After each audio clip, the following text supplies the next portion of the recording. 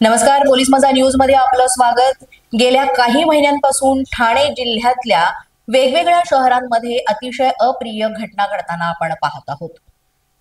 बदलापूर इथलं जे प्रकरण आहे ते ताजं असतानाच कल्याणमध्ये सुद्धा एका 13 वर्षीय मुलीवर अत्याचार करून तिची निर्घृणपणे हत्या केल्याचा प्रकार समोर आला होता आणि त्यानंतर यातला मुख्य आरोपी विशाल गवळी याला पोलिसांनी ताब्यात घेतलं होतं आणि त्यानंतर आज कल्याण न्यायालयात विशाल गवळीला हजर करण्यात आलं होतं। येत्या 2 दिवसानंतर म्हणजे 4 तारखेला पुन्हा त्याला न्यायालयात हजर राहण्याचे आदेश दिलेले आहेत।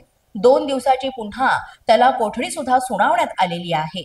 मात्र याच दरम्यान अक्षय शिंदे प्रकरणासारखा त्याचाही एन्काउंटर होईल का अशी शंका व्यक्त करत आरोपीच्या वकिलांकडून न्यायालयात एक विनंती अर्ज दाखल करण्यात आला होता आणि नातेवाईकांना आरोपी विशाल गवळीच्या संपर्कात राहण्याची विनंती त्यामध्ये करण्यात आली होती। मात्र न्यायालयाने हा अर्ज फेटाळलेला आहे। याच दरम्यान जेव्हा विशाल गवळीला कल्याण न्यायालयामध्ये हजर करण्यात आलं त्यावेळेस मोठ्या प्रमाणात बाहेर पत्रकार उपस्थित होते, तसंच सामान्य नागरिक सुद्धा निषेध आंदोलन करीत होते। यामध्ये नागरिकांनी घोषणाबाजी करत आणि फलक हातात घेऊन एकच जो निषेध नोंदवला की लवकरात लवकर आरोपी विशाल गवळीला फाशीची शिक्षा देण्यात यावी। एकूणच कल्याण न्यायालयाबाहेरचं चित्र आज फार वेगळं होतं आणि याबाबत वकिलांनी सुद्धा आपली प्रतिक्रिया काय दिलेली आहे किंवा इतर नागरिकांनी याबाबत आपली प्रतिक्रिया काय दिली आहे ते आपण आता पाहू। अभी जो होता है अगर वो गुनहगार है तो उसको सजा मिलनी चाहिए, लेकिन इस तरह से नहीं मिलनी चाहिए। बाकी कोर्ट में मैटर पेंडिंग है, कोर्ट में ट्रायल चालू होगा तो सामने आएगा तथ्य क्या है। अभी उसके ऊपर कुछ ज्यादा कमेंट करना भी ठीक नहीं है। 4 तारीख तक कोर्ट ने पीसी दिया है।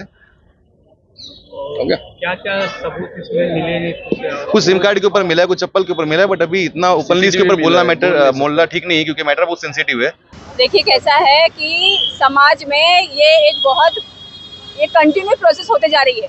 कभी छोटी बच्चियों का छेड़छाड़ हो रहा है, कोई चीज़ रिकॉर्ड हो रही है, कुछ चीज़ नहीं रिकॉर्ड हो रही है। बदलापुर का केस हो गया, अभी इसके बाद ये केस हो गया और ये लोग इतने निगृण हत्या किए, बलात्कार किया है बच्ची के साथ। और हमारी मांग ये है कि सरकार ने अब ये जो सालों साल चलने वाला केस का सिस्टम है ना, इसे बंद कर देना चाहिए। बलात्कार जैसे केसों में सरकार को अब फास्ट ट्रैक सिस्टम से न्याय करना चाहिए और सिर्फ न्याय ही नहीं, उसे फांसी होनी चाहिए फास्ट ट्रैक सिस्टम से। 1 महीने जैसे सीएम साहब ने तो दिया है ऑर्डर की 1 महीने में चार्जशीट दाखिल होनी चाहिए। हमारी न्याय है अगर उससे भी जल्दी हो सके तो हो, क्योंकि एक फैमिली है, उसके माँ बाप है, उनको इतने दिनों से ये सब चीज़ों से सहन करना पड़ रहा है। अपना जॉब छोड़ के, अपना काम धंधा छोड़ के वो लोग इसी के पीछे रो धो के उनकी हेल्थ लॉस हो रही है, उनकी फाइनेंशियल लॉस हो रही है। सेकेंड थिंग, हमारी मांग ये होगी कि जब भी कोई गुमशुदा की रिपोर्ट जाती है तो उस गुमशुदा रिपोर्ट के लिए पुलिस को 24 घंटे का जो टाइम दिया जाता है ना, वो 24 घंटे का नहीं रुक के वो लोगों ने तुरंत उस पर कार्रवाई करनी चाहिए। जबकि अगर कोई बच्ची या फिर महिला की केस जाती है, अगर आप पुरुष का केस है, बेटे का केस है, तो उसके लिए आप 24 घंटे का टाइम लीजिए। लेकिन जब छोटी सी बच्ची है या तो भी महिला है, आप 24 घंटे का टाइम लेते हो तो मतलब आप आरोपी को समय दे रहे हो कि उसका बलात्कार कर सके या उसको खून कर सके।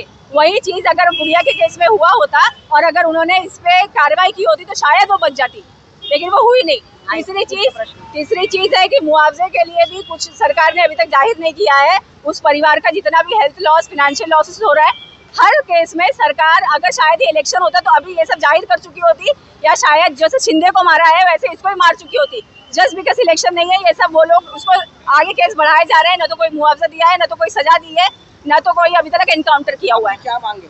हमारी यही सब मांगे। मैंने आपको बताया कि सबसे पहले फास्ट ट्रैक में काम होना चाहिए, उसको फांसी दी जानी चाहिए, उसको मुआवजा दिया जाना चाहिए। और जब भी कोई भी गुमशुदा केस जाता है पुलिस के पास, उस पर तुरंत एक्शन लिया जाना चाहिए जब वो केस महिला या बेटी या लड़की का हो। और शक्ति कायदा जो धूल खा के बैठा हुआ है इतने सालों से, वो विधानसभा में पास हो गया है, सेंट्रल में अटका पड़ा है, उस पर कब सुनवाई होगी? सरकार तो अपनी आ चुकी है ना, कौन से दिन का रास्ता देख रहे हैं? वकीलों ने जिस तरह से ये सारा प्रकार हुआ है उसके ऊपर उन्होंने उनकी बाजू रखी। उन्होंने ऐसा बताया कि पुलिस के इन्वेस्टिगेशन में कोई प्रोग्रेस नहीं है, इसलिए पीसी मिलने का कोई रीज़न नहीं है। लेकिन मेहरबान कोर्ट ने उसे रिजेक्ट किया है। बहुत सारी रिकवरीज अभी भी बाकी है, इसलिए 2 दिन का पीसी मतलब 4 तारीख तक का पीसी कोर्ट ने दिया है।